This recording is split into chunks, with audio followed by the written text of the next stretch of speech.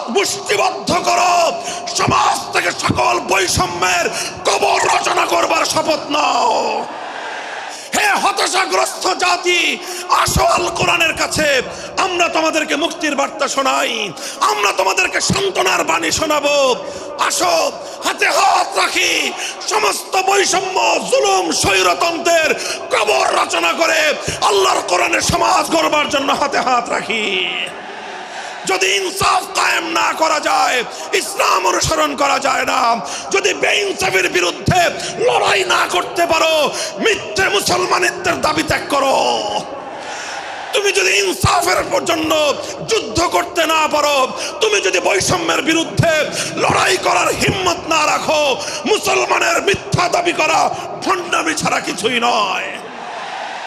আর সর্বোপরি যদি একটি বৈষম্যহীন সমাজ গড়বার জন্য শাহাদাতের রক্ত দিতে হয়, আবু সাঈদদের মতো বৈষম্যের বিরুদ্ধে বুক পেতে দিয়ে জীবন দেওয়ার জন্য শপথ নিতে হবে।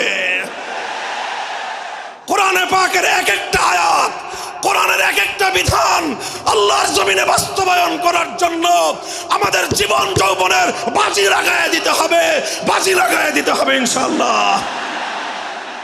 ইনসাফ কায়েম করতে গিয়ে ছুরি যদি নিজের সন্তানের হাতের উপর দিয়ে যায়, সে হাত স্তব্ধ হয়ে যাবে না, সে হাত থমকে দাঁড়াতে পারবে না।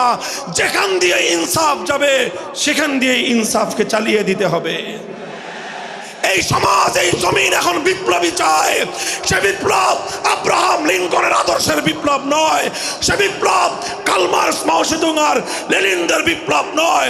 বাংলার মাটি আরেকটা বিপ্লব দেখতে চায়, সে বিপ্লব হবে আল কোরআনের বিপ্লব, সে বিপ্লব হবে ইসলামী সমাজ গঠনের বিপ্লব। সেই বিপ্লবের জন্য 2000 যুবক নয়, যদি 2 লক্ষ যুবকের তাজা বুকের শাহাদাতের রক্তের প্রয়োজন হয়, সে রক্ত দেওয়ার জন্য শহীদ ঈদগাহে কারা কারা জমায়েত হবে, কারা কারা জমায়েত হবে।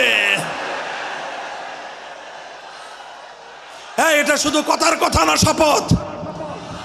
এটা কথার কথা না, শপথ। এটা অঙ্গীকার। কার সাথে? কার সাথে? যেই অপরাধ করে মন্ত্রীর দুলাভাই ছাড়া পেয়েছে, যেই অপরাধ করার পরে এমপির শালার শাস্তি হয় নাই, যেই অপরাধ করার পরে শিল্পপতির বিচার হয় নাই, যেই অপরাধ করার কারণে রাজনৈতিক নেতার কোনো বিচার হয় নাই, একই অপরাধ দুর্বল, গরিব, অসহায় মানুষ করার পরে তার উপর আইনের শাসন 100